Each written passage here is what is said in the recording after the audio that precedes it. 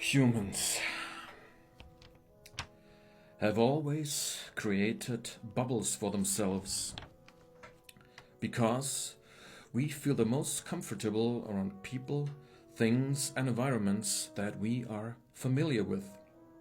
This is what philosopher Peter Sloterdijk argues in his monumental Spheres project. He ties it back to pre-biblical times, when the Great Flood came and people had to collectively build a gigantic ship, namely Noah's Ark, to survive this catastrophe. On this ship, they took their friends and families and also pairs of animals, so that they could populate the world again once the flood was over. Ancient cities like Uruk, Babylon or Rome were static versions of this ark.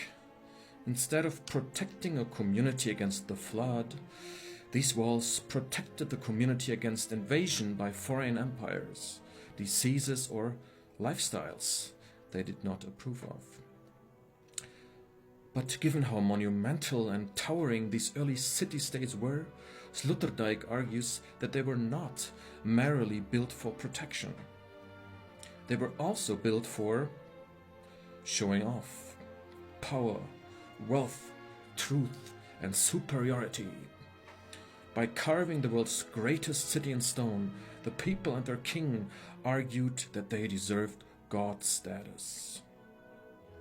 Architecture, politics, and theology merged to a single unit of collective consciousness that fought for their existence with their lives.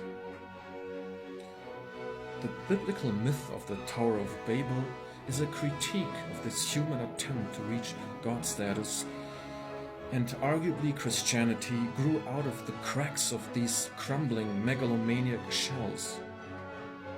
But today, we see a renaissance of giant architecture. Tech bros build gigantic Promethean statues of themselves. Presidents build massive triumphal arches.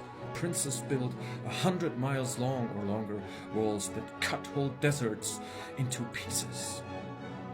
It is as if the ancient city gods are coming back to claim their place in midst of our lives, homes, communities, and countries. This is the paradox of our times once more. On the one hand, we build giant fortifications to make ourselves feel safe. But instead of hiding away, we rip open the landscapes to make sure everyone sees us.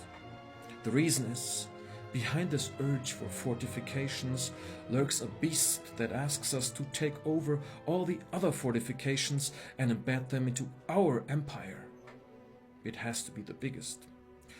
The city god is never satisfied and keeps demanding sacrifice until, ideally, the whole globe is embedded in his city god empire state. What is next? The cosmos? You tell me.